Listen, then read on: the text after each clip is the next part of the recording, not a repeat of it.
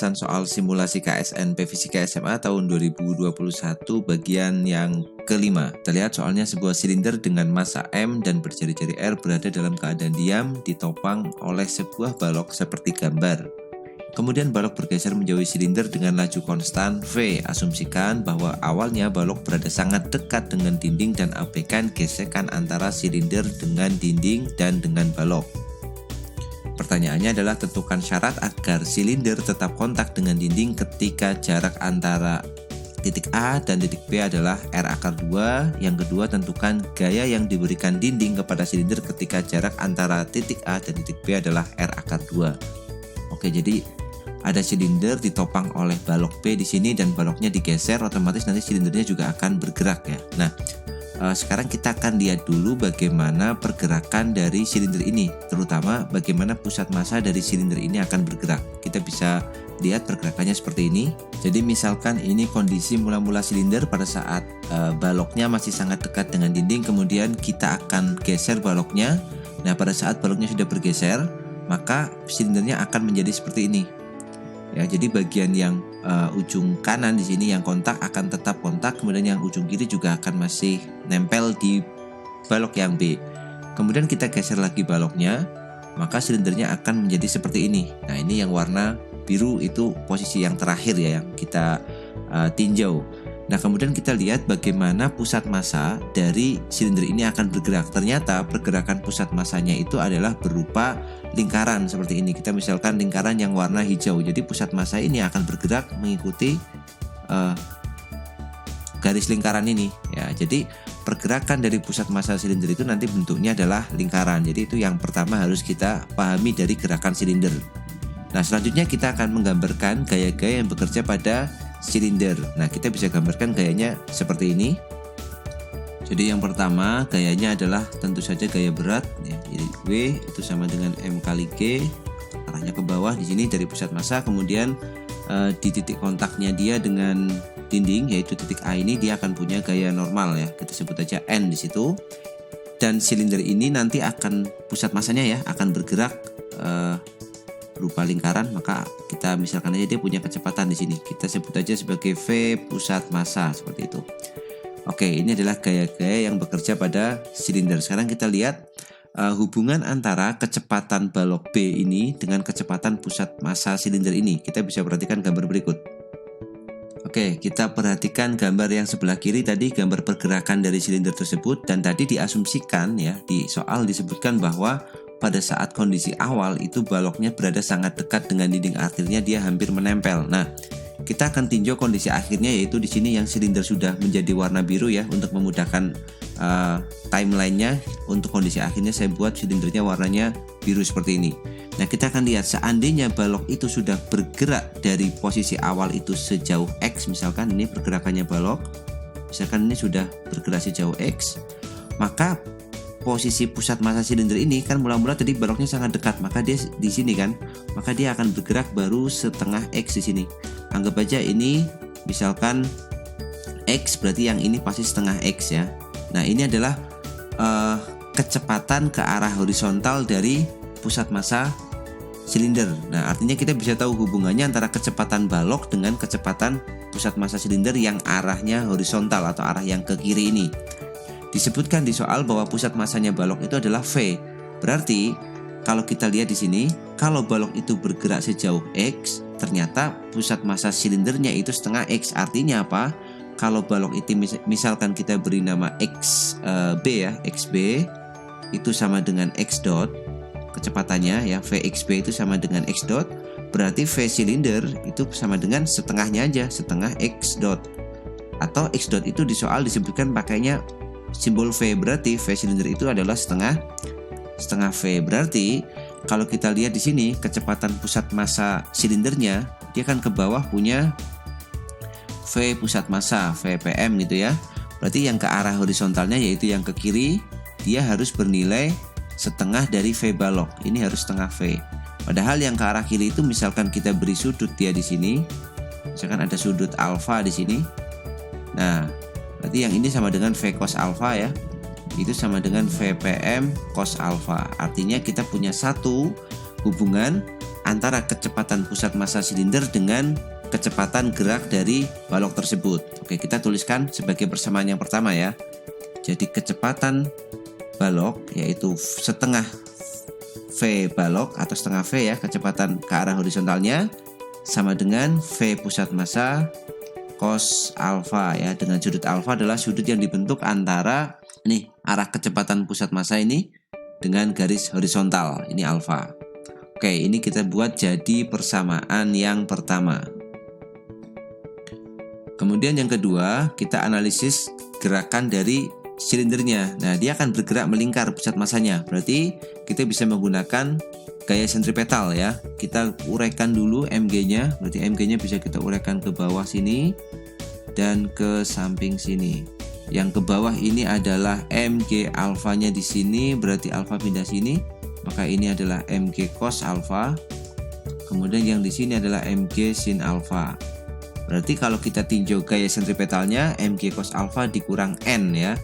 Jadi kita punya persamaan yang kedua yaitu mg cos alfa dikurang dengan gaya normal itu sama dengan gaya sentripetal mv kuadrat per r. V-nya adalah V pusat massa kuadrat dibagi dengan r.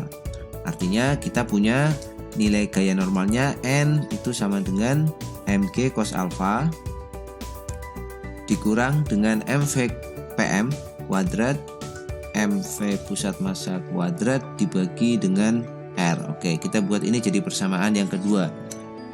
Kemudian kita lihat, tentukan syarat agar silinder tetap kontak dengan dinding ketika jarak antara titik A dan B adalah R akar 2. Nah, supaya dia kontak dengan dinding di sini, misalkan A ya tadi dindingnya, maka gaya normal ini harus ada. Artinya syarat untuk kontaknya adalah normalnya nggak boleh 0 ya, negatif juga pasti nggak boleh. Maka syarat agar tetap kontak itu adalah gaya normalnya harus lebih besar sama dengan 0, lebih besar 0 ya, nggak pakai sama dengan ya.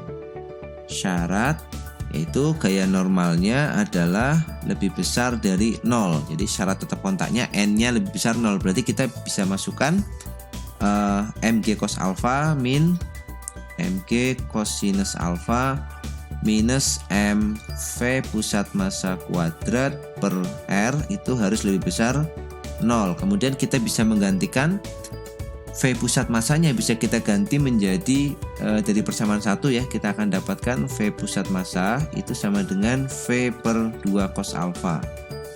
Berarti kita bisa ganti di sini, M-nya bisa dibagi M semua habis ya. Jadi tinggal G cos alfa minus V pusat massanya adalah V kuadrat per 4 cos kuadrat alfa R ya. 4 cos kuadrat alfa dikali R lebih besar 0. Atau syarat V-nya berarti harus V kuadrat per 4 cos kuadrat alfa kali R. Oke, V-nya pindah ke kanan ya. Jadi tandanya jadi kurang dari di sini, kurang dari G cos alfa. Nah, alfanya berapa? Alfa itu kan tadi kita berikan sendiri. Alfanya bisa kita cari, ini R ya.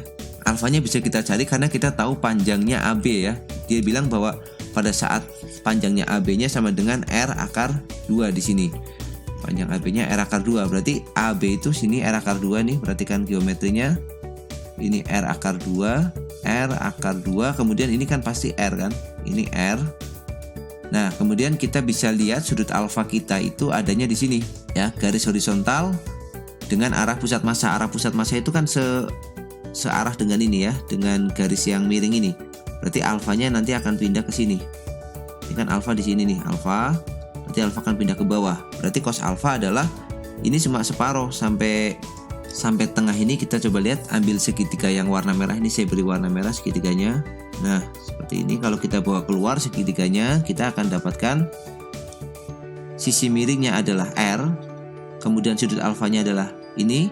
Bagian yang sisi siku-siku yang mendatar ini adalah separuh dari ini. Jadi R per 2 akar 2. Berarti kita dapat nilai cos alfa. Cos alfa berarti R akar 2 per 2 dibagi dengan R. Atau R akar 2 dibagi 2R. Nah, ini dia nilai cos alfanya. R-nya bisa dicoret jadi setengah akar 2 ya, artinya 45 derajat. Berarti di sini kita gantikan aja nilai cos alfanya menjadi setengah akar 2. Berarti kita dapat V kuadrat kurang dari G dikali cos alfanya itu setengah akar 2, dikali ini pindah ke atas 4, dikali cos kuadrat alfa, jadi setengah akar 2 kuadrat dikali dengan R ya. Maka V kuadrat kurang dari berarti ini kita tulis dulu yang variabel G kali R, kemudian setengah akar 2, kemudian kita kalikan 4, kita kalikan 1/4 kali 2, jadi setengah ya.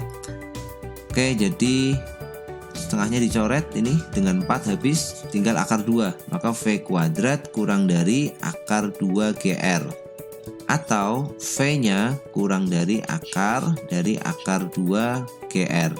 Nah, V ini apa? V ini adalah kecepatan B supaya silinder itu tetap bisa kontak dengan A pada saat jarak AB-nya adalah R akar 2. Oke, itu kita sudah mengerjakan yang A ya. Sekarang yang B, tentukan gaya yang diberikan kepada silinder ketika jarak antara A dan B R akar 2.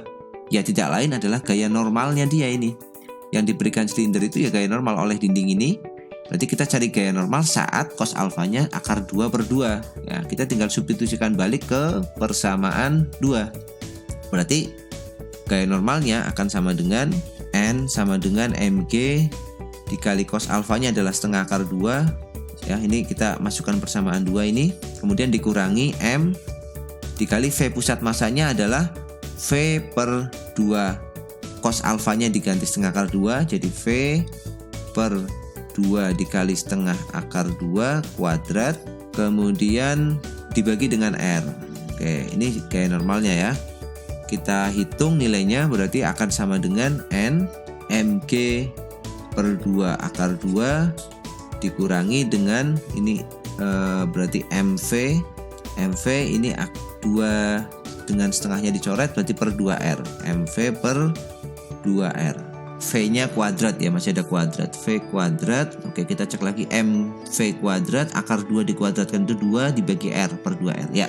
Oke, ini adalah nilai dari gaya normal yang diberikan oleh dinding tersebut ya pada silinder pada saat jarak antara AB-nya R akar 2. Kita tulis di sini, berarti kita dapat jawaban yang A itu V-nya harus kurang dari akar 2 GR, angkat setengah ya, diakar lagi.